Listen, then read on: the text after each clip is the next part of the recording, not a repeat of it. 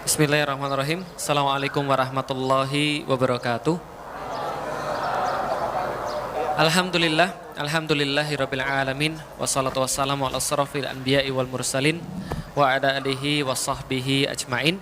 Asyhadu an la ilaha illallah wa asyhadu anna Muhammadan abduhu wa rasuluhu la nabiyya ba'da. Wa qala Allahu ta'ala fil kitabihil karim, a'udzu billahi minasyaitonir rajim. Bismillahirrahmanirrahim. Kuntum khairu ummatin ukhrijat linnas ta'muruna bil ma'ruf wa tanhauna 'anil munkar wa tu'minuna billah. Alhamdulillah, puji dan syukur senantiasa kita panjatkan kepada Allah Subhanahu wa taala, zat satu-satunya menggenggam nyawa manusia. Dia kala yang akan mengembalikan kita ke satu hari yang tidak ada keraguan di dalamnya, dan kita berharap mudah-mudahan saat hari itu datang kita kembali kepada Allah dengan membawa seluruh keimanan yang kita punya pada hari ini. Mudah-mudahan kita semua tetap untuk teguh, tetap untuk istiqomah kepada kalimat la ilaha illallah Muhammadur Rasulullah hingga Allah ridho pada kita ketika kita kembali kepadanya. Maka salat dan salam semoga tercurah dan terlimpahkan kepada baginda Nabi besar Muhammad sallallahu alaihi wasallam yang telah menunjukkan kepada kita bagaimana cara yang paling tepat untuk mencintai Allah Subhanahu wa taala, bagaimana caranya untuk menghidupi diri kita di dunia ini, dan bagaimana meninggalkannya dengan cara yang paling pantas.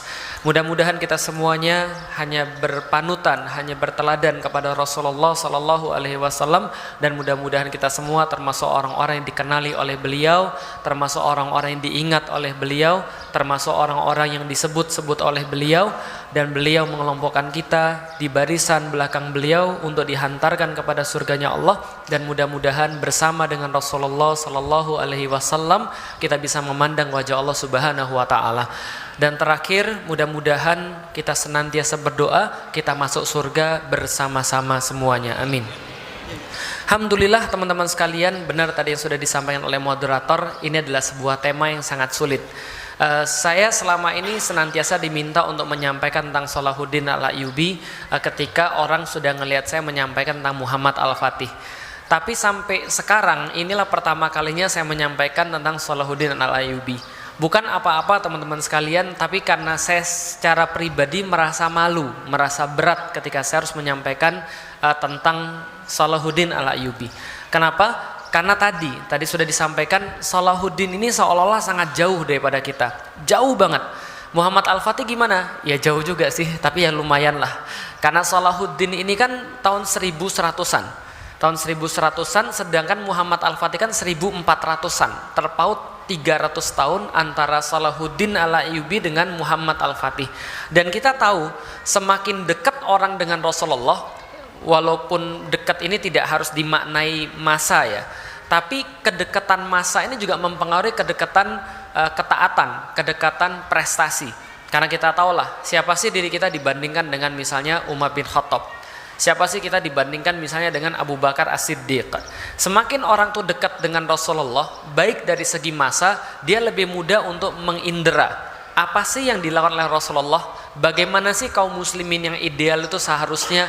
Nah, maka mereka lebih mudah punya role model sehingga mereka lebih bisa menunjukkan ketaatan di dalam Islam.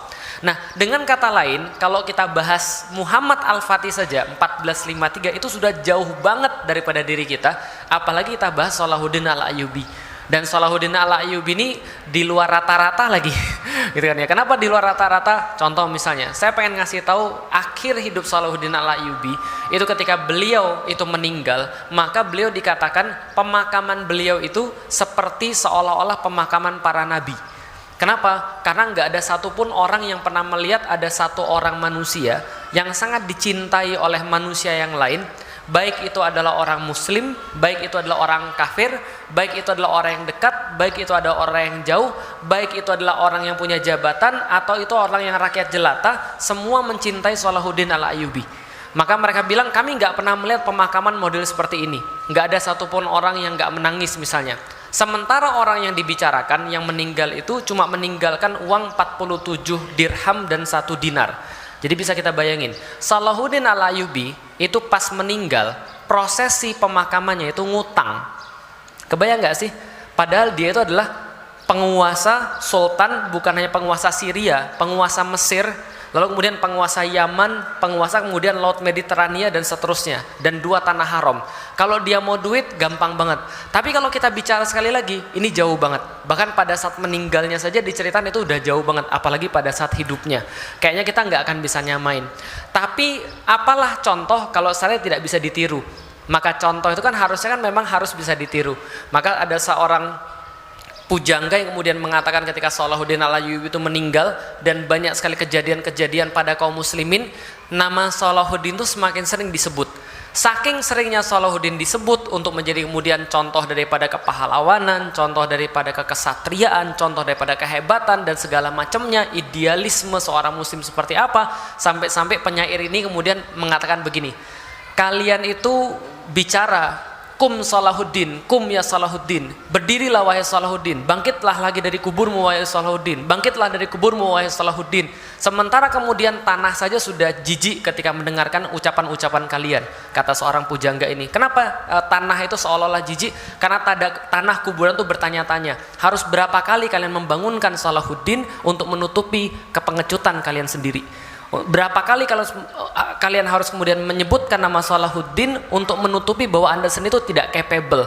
Kenapa harus kemudian Salahuddin? Kenapa tidak ada yang berpikir bahwa mereka harus meniti jalan yang dititi oleh Salahuddin? Ini sebenarnya yang menjadi acara pada hari ini. Apalah gunanya sebuah contoh kalau ia terlalu jauh untuk digapai? Tidak sebenarnya. Maka pada hari ini saya coba untuk menghibur diri, menyampaikan tentang Salahuddin, walaupun kemudian tidak terlalu detail. Nanti yang detail nanti bisa ditanya pada Dr. Tiar besok insya Allah. Nah, saya cuma pengen ngasih tahu aja, ketika saya kemudian baca tentang Salahuddin, lalu kemudian ngelihat tentang Salahuddin, ternyata masih ada harapan. Kenapa masih ada harapan? Karena Salahuddin itu tidak setinggi yang kita duga sebenarnya. Pada dasarnya sebenarnya Salahuddin itu bukan siapa-siapa sebelum dia menaklukkan Baitul Maqdis. Itu sebenarnya. Ini harapan buat antum dan buat saya sebenarnya gitu kan ya. Karena Salahuddin itu sebelum dia menaklukkan Baitul Maqdis, dia nggak pernah dicatat, dia nggak pernah disebut-sebut, dia nggak pernah kemudian digadang-gadang karena orang ini senantiasa berada di bawah bayang-bayang orang-orang hebat. Siapa orang-orang hebat yang dimaksud? Maka kalau kita membahas tentang Salahuddin, kita nggak membahas Salahuddin sebelum kita bahas 3 orang yang lain. Yang pertama bapaknya namanya Najmuddin Ayyub, yang kedua pamannya namanya Asaduddin Syirkuh, yang ketiga adalah role modelnya, pahlawannya, idolanya namanya Nuruddin Mahmud Zangki. Nuruddin Mahmud bin Imaduddin Zangki. Ini adalah orang yang sangat berpengaruh. Bahkan menurut para ulama-ulama dan penulis sejarah, ketika mereka membahas tentang Salahuddin dan kehebatannya, tentang baca Qur'annya, tentang akidahnya, tentang puasanya, tentang hajinya, tentang jihadnya, tentang segala macamnya, mereka membahas contoh misalnya, mereka membahas Salahuddin itu tawakalnya kepada Allah itu nggak pernah dikalahkan. Dalam setiap peperangan dia selalu mendahulukan sujud pada Allah sebelum perang. Dia senantiasa kemudian bertawakal pada Allah dalam setiap hidupnya. Sholatnya itu nggak beres-beres. Baca Qur'annya yakin lebih bagus daripada kita. Setelah selesai dia baca Qur'an, malam-malam dia masih ngundangin para ulama, bacain 2-4 juz di hadapan dia, di tendanya dia. Sholat rawatibnya nggak pernah ketinggalan daripada sholat jamaah, bahkan pas dia sakit, kecuali 3 hari pas dia pingsan. Itu kemudian Salahuddin, nggak pernah ketinggalan sholat berjamaah. Lalu pas sakit menjelang meninggal gimana? Pas dia masih sadar, ketika dia masih sadar, masjidnya dipindahin di kemahnya dia. Paham ya? Jadi kalau kita kan, oh mohon maaf saya nggak bisa ke masjid. Ini nggak, masjidnya pindah ke sini.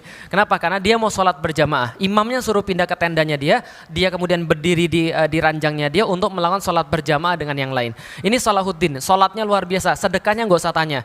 Duitnya banyak sekali, tapi nggak ada satupun orang yang datang pada dia kecuali pasti diberikan sesuatu. Kalau orang tuh ngeluh, dia akan berikan lebih banyak lagi. Kalau dia nggak punya sesuatu yang diberikan, dia bilang, saya belum punya uang untuk saat ini. Saya belum punya sesuatu untuk saat ini. Besok nanti kamu coba datang lagi kalau saya sudah punya. Orang membahas tentang Salahuddin luar biasa, nggak habis buku-buku membahas tentang kesolehannya Salahuddin, tapi semua ulama sepakat, Nuruddin itu kesolehannya jauh melebihi Salahuddin. Paham nggak maksudnya kira-kira? Jadi orang bahas tentang cerita-cerita Salahuddin, itu sebenarnya mereka sedang membahas cerita tentang Nuruddin sebenarnya. Contoh, suatu hari ada cerita, Salahuddin ditanya, Salahuddin ini senang main hoki kuda. Pernah tahu hoki kuda? Jadi naik di atas kuda terus permainan lah. Tiba-tiba ada salah seorang ulama zuhud datang pada dia lalu bilang, Salahuddin kamu tuh ngapain? Ngapain kamu itu main-main aja? Salahuddin bilang, ya iyalah, kenapa? Kuda-kuda ini tidak bisa diistirahatkan. Kita harus tetap menjaga mereka agar mereka tetap siap dalam keadaan perang. Dan kita pun juga sama, sebagai orang yang berjihad di jalan Allah, kita harus tetap siap kalau dalam keadaan perang. Maka untuk itulah, karena mujahid-mujahid tidak mungkin 100% terus-menerus 24 jam 7 hari untuk pergi ke medan jihad, maka hiburannya adalah hiburan yang tidak melalaikan. Cerita itu cerita Nuruddin. Paham gak kira-kira saya? Tapi orang cerita tentang Salahuddin, karena Salahuddin juga mungkin menceritakan tentang itu. Kebaikan-kebaikannya Salahuddin itu semua cerita tentang Nuruddin. Maka kalau Anda baca cerita tentang Nuruddin dan baca cerita tentang Salahuddin itu sama, plus Nuruddin lebih tinggi. Contoh misalnya, orang yang sama, seorang ulama pernah ngisi di majelisnya Salahuddin. Ketika ngisi di majelisnya Salahuddin, orang-orang tuh pada ribut. Ada orang ngomong di belakang, ada yang kalau zaman sekarang anak-anak main pesawat-pesawatan gitu kan ya, ada yang ngobrol sama yang lain, ada yang jualan online shop dan segala macam gitu kan ya. Lah itu ketika itu sampai syekhnya bilang, Salahuddin saya nggak mau ngisi, pergi dia. Dia pergi, lalu kemudian di rumahnya dia dibujuk, kenapa syekh, kenapa syekh? Akhirnya syekhnya bilang, saya nggak mau ngisi di majelis kamu, kenapa? Majelismu kayak pasar. Saya dulu ketika zamannya Nuruddin, saya tuh ngisi, itu burung-burung kayak hinggap di kepala saya. Paham maksudnya? Jadi saking kemudian heningnya majelis itu, saking kemudian Nuruddin sangat perhatian pada kemudian segala macamnya, maka dia kemudian sampai sangat merasa nyaman ketika ngisi. Maka saya bilang tidak bisa dilepaskan dari Nuruddin Zangki, nggak bisa dilepaskan dari Asaduddin Syirkuh, nggak bisa dilepaskan dari Najmuddin Ayyub. Ketika tiga ini sudah nggak ada, baru Salahuddin itu maju. Paham ya? Jadi Anda jangan merasa pesimis dulu. Saya kan bukan siapa-siapa. Iya mungkin Anda bukan siapa-siapa. Nanti kalau Felix sudah mati, gitu kan, Anda baru jadi. Ya. Kira-kira begitulah kira-kira. Berarti Felix harus mati dulu, mungkin gitu kan ya. Tapi saya pengen kasih tahu, orang ini nggak ada di dalam radar. Nggak ada di dalam radar. Dia bukan orang seperti Muhammad Al-Fatih yang memang dari lahir sudah membawa gelar sultan. Dia bukan orang yang favorit.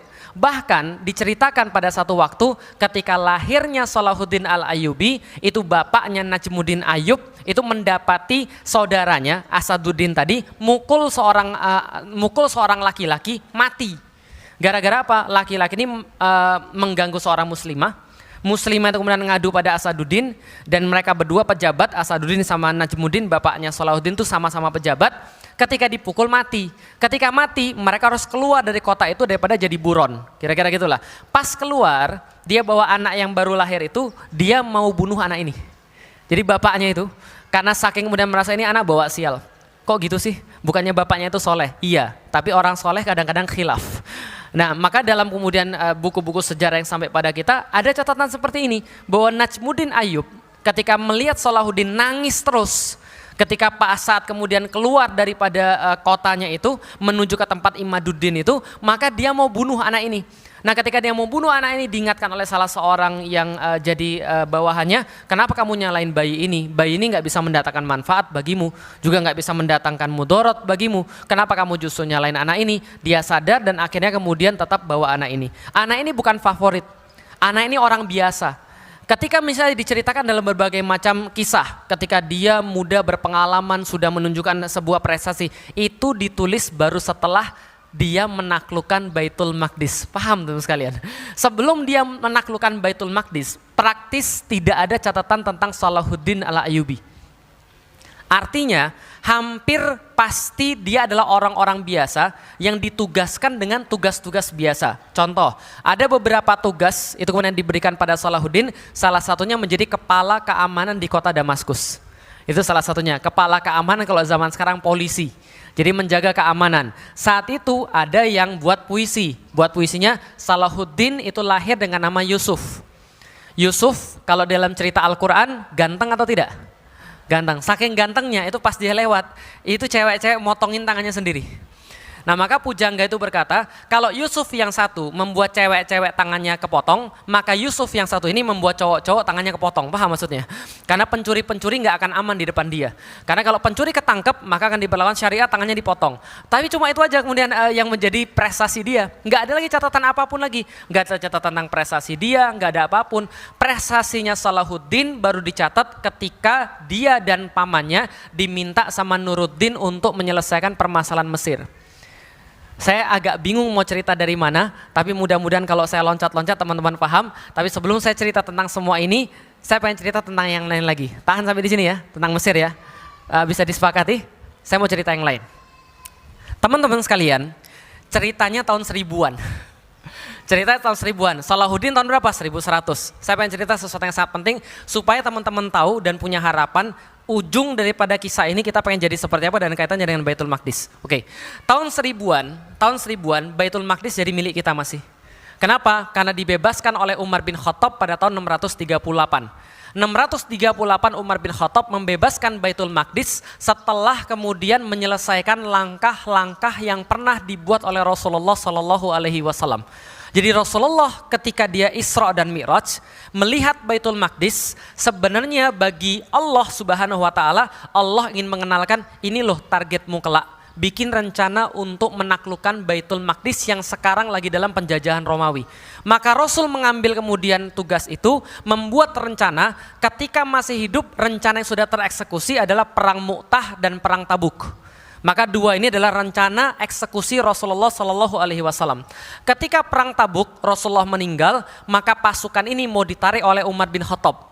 Maka kemudian ketika dia menyarankan pada Abu Bakar tarik dulu nih pasukan Tabuk. Kenapa? Rasulullah ini sekarang lagi meninggal. Kita perlu pasukan untuk menstabilisasi negara kita sendiri. Abu Bakar berkata, saya nggak bakal menarik kembali pasukan yang sudah diberangkatkan oleh Muhammad Sallallahu Alaihi Wasallam. Kenapa? Abu Bakar tahu persis ini adalah jalan menuju kepada Baitul Maqdis. Maka ketika kemudian dua ini sudah dititi, Baitul Maqdis kemudian diketahui oleh Abu Bakar dan Umar. Umar menaklukkan tahun 638 tadi. Setelah menaklukkan Baitul Maqdis tetap di dalam genggaman kaum muslimin sampai kemudian pada tahun 1100 tadi ketika perang salib. Tahun 1000-an ketika masih milik kita, kaum muslimin berada dalam masa kepemimpinan Khilafah Abbasiyah. Khilafah Abbasiyah ini mencapai puncak daripada kejayaan pada waktu itu dengan banyaknya sains, dengan banyaknya kekayaan, dengan banyaknya kemudian wilayah dan seterusnya. Apa hasilnya? Hasilnya mereka jadi lalai. Makanya saya perlu kasih tahu, Anda ada yang diuji dengan kemiskinan, ada yang diuji dengan kekayaan, ada yang diuji dengan gak terlalu pintar, ada yang diuji dengan yang sudah sangat pintar. Kira-kira yang mana yang lebih susah? Ujian miskin atau ujian kaya? Ujian miskin atau ujian kaya? Ujian nggak terlalu pintar atau ujian pintar banget? Paham sampai di sini teman sekalian? Jadi kalau Anda nggak terlalu pintar, kalau Anda miskin bersyukur, Anda baru dikasih ujian yang rendah. Paham teman sekalian? Kaum muslimin itu tidak pernah kalah ketika mereka masih pada masanya Umayyah. Nggak pernah kalah ketika mereka masih kemudian di bawah Rasulullah Shallallahu Alaihi Wasallam. Padahal mereka nggak punya yang namanya teknologi. Mereka nggak punya yang namanya keluasan wilayah. Mereka nggak punya keluasan waktu. Mereka bukan yang diunggulkan, tapi mereka menang terus. Tapi ketika masa Abbasiyah, saat mereka sudah punya segala-galanya, mereka jadi malas. Mereka malas jihad, mereka malas kemudian untuk pergi keluar, mereka malas ribat, mereka malas untuk belajar dan seterusnya. Hasilnya seluruh urusan keamanan diberikan Abbasiyah pada orang-orang Turki untuk pergi ke perbatasan. Dari situlah muncul namanya Kesultanan Saljuk. Jelas ya? Kesultanan Saljuk muncul, kemudian ketika dia menyatukan seluruh kekuatan di perbatasan, Kesultanan Saljuk ini di Asia Kecil. Pernah lihat peta? Asia Kecil tahu? Asia besarnya nggak tahu, Asia Kecil apalagi. Ada satu tempat Asia Kecil, ini berbatasan dengan wilayah Romawi. Orang Saljuk ditaruh di sana. Orang Saljuk ini namanya orang Turki kan pintar perang. Perang terus menerus, nguasain wilayah Bizantium, nguasain wilayah Konstantinopel, Bizantium. Lama-lama orang Bizantium merasa ini ancaman nyata. Ketika ancaman nyata, 1071 seorang kaisar namanya Romanus Diogenes itu keluar membawa 100.000 pasukan. Tugasnya menghancurkan Kesultanan Saljuk. Waktu itu dipimpin oleh namanya Alp Arslan. Alp Arslan dibilang nggak mau, saya nggak mau perang. Saya nggak mau perang, saya cinta damai, saya nggak mau perang. Tapi kemudian orang Romawi bilang perang. Sekarang juga dipaksa-paksa, akhirnya perang. Pasukannya cuma setengahnya. Alp Arslan langsung pakai baju kain kafan, baju putih dari kain kafan. Lalu kemudian pakai di belakang juga kain kafan. Siap-siap meninggal, dia khotbah. Yuk kita pergi perang. Kalau kita mati, kita sudah siapin kain kafan, kita mati syahid. Tapi kalau kita menang, Allah akan memberikan kita kemuliaan. Mereka perang dan mereka menang. Singkat cerita, kemenangan tadi terjadi di daerah namanya Manzikert pada tahun 1071. Terjadi di wilayah namanya apa tadi? Manzikert 1071. Ini termasuk peperangan yang sangat-sangat berpengaruh. Setelah peperangan ini, nama Islam muncul di Roma, Vatikan. Lalu kemudian muncul di sana, terus-menerus dengar tentang kaum muslimin, puncaknya 1095. Clash-nya antara orang-orang Bizantium dengan orang-orang Saljuk mencapai pada puncaknya. Orang Bizantium bilang, kirim surat kepada Paus yang ada di Roma, kita minta bantuan mereka untuk ngelawan orang-orang muslim. Sampai di sana, berita ini dikembangkan sedemikian rupa, pusat hoax dunia pada waktu itu, paham sekalian, bukan nasional, pusat hoax dunia dikembangkan sedemikian rupa. Salah satunya apa? Orang-orang muslim antikristus, orang-orang muslim makan makan daging bayi, orang-orang muslim memperkosa orang-orang Kristen, mengencingi gereja makam suci yang ada di Palestina dan seterusnya. Banyak sekali hoax-hoax yang diproduksi, muncul perang salib. Jelas ya, perang salib 1096 muncul, perang salib pergi kemudian ke daerah muslim. Kenapa muslim hancur lalu dikuasai kemudian Baitul Maqdis oleh orang-orang salib? Alasannya sederhana, saya cuma mau menceritakan 1096 ketika muncul perang salib, Saljuk tidak lagi dipimpin oleh Alp Arslan, berpecah belah, mereka lebih mementingkan kelompok dan kekuasaan daripada Islam. Ini intinya. Intinya ketika perang salib, keadaan sebelum Salahuddin Al-Ayyubi lahir, kaum muslimin terpecah belah dan penguasanya pengen enak sendiri. Ada dua, satu ulamanya berpecah belah, dua penguasanya pengen enak sendiri. Apa contohnya? Nih lihat, sebelum Salahuddin Al-Ayyubi lahir, itu pernah terjadi bentrok antara pengikut Syafi'i sama pengikut Hambali. Bentrok 40 orang meninggal. Paham nggak? Gara-gara bahas apa? Masalah fikih. Paham nggak kira-kira saya? Jadi kira-kira gini lah. Celana itu cingkrang atau tidak, bunuh-bunuhan sampai 40 orang mati, paham teman sekalian, kira-kira gitu. Coba antum bayangkan, pengikut Syafi'i, pengikut Hambali sama-sama bersyahadat, ribut 40 orang meninggal, itu gara-gara bahas masalah fikih, dan itu kejadiannya bukan cuma sekali. Itu kejadian pada saat itu. Apalagi contohnya, ketika pasukan salib masuk, itu saking kemudian satu penguasa sama penguasa yang lain yang berdekatan gak suka, maka penguasa yang satu itu minta bantuan dan ngasih informasi kepada pasukan salib agar saudaranya gak menang perang.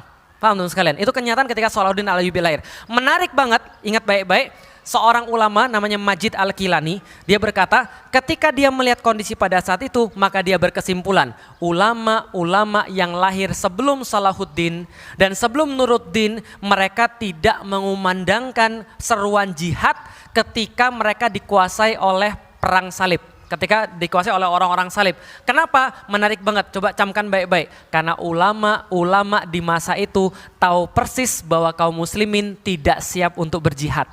Kenapa tidak siap untuk berjihad? Karena mereka masih berpecah belah. Maka seluruh ulama-ulama yang lahir sebelum Nuruddin menjelang Salahuddin adalah ulama-ulama yang menyuruh kepada ukhuwah.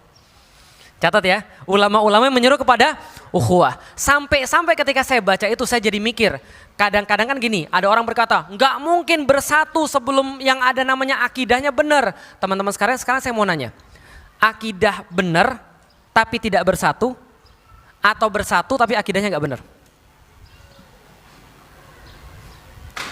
Kira-kira pilih mana? Ini penting banget sebelum kita bahas tentang Salahuddin. Bersatu tapi akidahnya gak benar, ataukah bersatu tapi akidahnya gak benar, atau Anda sendirian tapi akidahnya benar? Yang mana kira-kira? Bingung kan? Yang penting akidahnya benar Ustadz, kalau akidahnya gak benar kan kita masuk neraka. Betul, tapi coba lihat baik-baik, yang kejadian pada saat itu adalah akidahnya gak benar tapi bersatu, itu pasukan salib. Walaupun bersatunya karena hoax, paham teman sekalian? Jadi bersatunya karena hoax, tapi bersatu, akidahnya nggak benar. Diberikan kemenangan atau tidak? Oke, coba lihat baik-baik. Pernah nonton film Kingdom of Heaven? Belum ya? Ini saya kasih tahu ada satu percakapan yang menarik, tapi saya nggak yakin nih Salahuddin yang ngomong. Tapi walaupun saya nggak yakin, saya tetap mau cerita aja gitu kan ya. Jadi gini ceritanya. Dia dibilang sama dia, ada seorang bawahan Salahuddin bilang begini, Salahuddin, kenapa kita nggak serang aja nih orang? Kita sudah dijanjikan kemenangan oleh Allah. Allah pasti akan bantu kaum mukmin. Kenapa kamu takut banget? Salahuddin bilang, belum saatnya. Kamu tuh pengecut. Kenapa kamu nggak menaklukkan dia? Kita pasti dapat kemenangan daripada Allah. Salahuddin bilang begini, kalau begitu kemana kemenangan itu? Di mana Allah sebelum saya ada? Karena sebelum dia ada kan kalah terus sekalian. Nah, Salahuddin pengen ngasih tahu bahwa tidak cuma nyebut nama Allah, tapi Anda harus kemudian melihat sebab akibatnya. Kenyataannya adalah ketika perang salib itu orang-orang salib bersatu walaupun mereka akidahnya gak benar. Kita ada yang akidahnya benar tapi berpecah belah. Yang dikasih kemenangan siapa? Tapi saya nggak mau ngomong bahwa kalau akidahnya salah yang penting bersatu, karena itu juga salah, paham ya? Yang mau saya ngomong adalah harusnya akidahnya benar, dan kalau orang akidahnya benar nggak mungkin berpecah belah. Paham teman sekalian? Berarti kalau ada yang masih berpecah belah, akidahnya dipertanyakan. Paham nggak sih kira-kira saya? Alasan apa sih? Alasan apa sih antum bisa menghilangkan nyawa orang lain padahal antum sudah berakidah? Bisa difahami gak kira-kira saya? Maka akidah ini harusnya mengantarkan pada sesuatu yang menjadi tujuan daripada beragama. Yaitu adalah apa? Adalah kebaikan dalam kehidupan. Gitu loh maksudnya. Makanya pada waktu itu ulama-ulama bilang, orang-orang ulama yang ada pada saat itu, mereka gak peduli lagi tentang tujuan beragama. Yang mereka pedulikan adalah sakofah mereka tinggi, mereka bisa menang debat, karenanya mereka bisa dapat posisi yang bagus, mereka bisa dikagumi oleh orang lain, tapi bukan lagi kemudian agama yang mereka perhatikan. Bisa difahami gak sih kira-kira? Yang mau saya ngomong adalah, hati-hati, ini jebakan yang sangat nyata. Kalau antum paham cara orang untuk menguasai orang-orang muslim, Anda paham juga tentang kenapa Rasulullah tidak dikasih jaminan bahwa orang muslim tidak akan hancur gara-gara berpecah belah. Suatu waktu Rasul berdoa, ya Allah, jangan binasakan umat saya dengan banjir. Iya, kata Allah. Jangan binasakan umat saya dengan kelaparan. Iya, kata Allah. Jangan binasakan umat saya dengan berpecah belah. Allah nggak jawab. Artinya Allah pengen kasih tahu, satu-satunya yang bisa buat Anda hancur adalah Anda berpecah belah. Tapi Allah nggak bilang begini, doanya bukan begini, ya Allah jangan sampai umat saya dihancurkan gara-gara sakofahnya kurang. Paham teman sekalian? Bukan masalah sakofah, tapi masalah adalah Anda mau beruhuwah atau tidak. Karena kalau Anda beruhuwah, itulah efek langsung daripada akidah. Maka dalam surat Ali Imran 101, 102, 103 yang saya bacain tadi, efek daripada akidah langsung adalah fa'allafa baina qulubikum, dan Allah ikatkan hati-hati mereka, fa'asbahtum bi ni'matihi ikhwana. Dan kemudian dalam surat Al-Kahfi juga sama, warabatna ala qulubihim, itu setelah amanu bi rabbihim. Ketika orang amanu bi rabbihim, beriman pada Allah Subhanahu wa taala, hati-hati mereka terikat satu sama lain dan mereka tidak akan mudah berpecah belah. Ini kondisinya masuk pada kemudian pembahasan kita tadi. Ini kondisi Salahuddin. Zaman sekarang kira-kira sama atau tidak? Antum bisa jadi mengatakan bahwa saya nggak mau nikah sama dia. Kenapa? Karena nggak semanhaj. Maksud lu apa? Saya. Maksudnya semanhaj itu apa? Jadi seolah-olah gini, ulama itu ditarik. Nah ini ungkapan ulama zaman dulu. Kerusakan orang-orang zaman dulu sebelum Salahuddin adalah ketika para pengikut-pengikut mereka mengangkat kedudukan ulama-ulama mereka menjadi kedudukan seperti para nabi. Apa maksudnya? Sehingga kata-kata yang keluar dari dia itu seolah-olah hadis. Seolah-olah kalau misalnya sudah keluar dari ulamanya nggak boleh berbeda daripada itu. Bisa difahami kira-kira saya. Zaman sekarang kejadian atau tidak kira-kira? Cuma gara-gara beda dikit antum bukan dianggap saudara. Dulunya main bareng sebelum ngaji. Setelah ngaji nggak main bareng. Kenapa? Karena dia kajiannya bukan kajian sunnah. Paham teman sekalian? Ini berbahaya. Kenapa? Karena kondisi-kondisi seperti ini yang menjadikan kita dijajah oleh pasukan salib. Kita harus mengerti kondisi begini. Maka ulama yang pertama kali datang memperbaiki ukhuwah di antara kaum muslim. Memperbaiki kemudian ikatan di antara mereka. Setelah itu baru muncul Nuruddin, baru muncul Salahuddin. Oke, saya cukupkan sampai di sana. Kayaknya udah nunggu lama gitu kan ya. Sudah paham kira-kira kondisinya seperti ini? Nanti kita lanjutin, silakan. Mau nanya apa lagi Mas? Ustadz Balik ini kalau cerita tuh cepat banget. Saya dengerin tadi, waduh ini kecepatannya full speed. Baik, nanti saya akan kurangi ya. Baik. Kurangi sedikit ya. Baik, insya Allah. Padahal saya udah baca sebelum itu, baca. Jadi yang ingin saya sampaikan, jadi ada 3 nama tadi. Jadi kan tadi pertanyaan saya, siapa sih yang mentarbiah Salahuddin Al-Ayyubi itu? tadi Ustadz Falik menyebutkan ada 3. Yang pertama adalah Nuruddin Zenki. Beliau adalah sultan waktu itu ya. Itu yang pertama. Yang kedua adalah ayahnya sendiri, ya. Ayahnya sendiri, Azuddin Al-Ayyubi. Najmuddin Ayyubi. Makanya Salahuddin Ayyubi itu namanya itu Yusuf, ya. Yusuf Al-Ayyubi. Yusuf karena ayahnya ini. Yang ketiga adalah pamannya. Nah, itu yang pertama yang saya tangkap. Yang kedua, saya lanjutkan nih Tad. Boleh. Tadi Ustadz menceritakan tentang bagaimana beliau Perang salib. ditarbiyah ketiga orang ini. Ya. Terus tadi Ustadz, nah sekarang bagaimana kita nih Tad? Ya. Tadi udah dikasih kisi-kisi, oh kita nggak boleh berpecah belah, ukhuwah. Nah, sekarang lanjut ke Baitul Maqdisnya itu bagaimana menyambungkan kita ya, bisa membebaskan Baitul Maqdis itu gimana? Baik.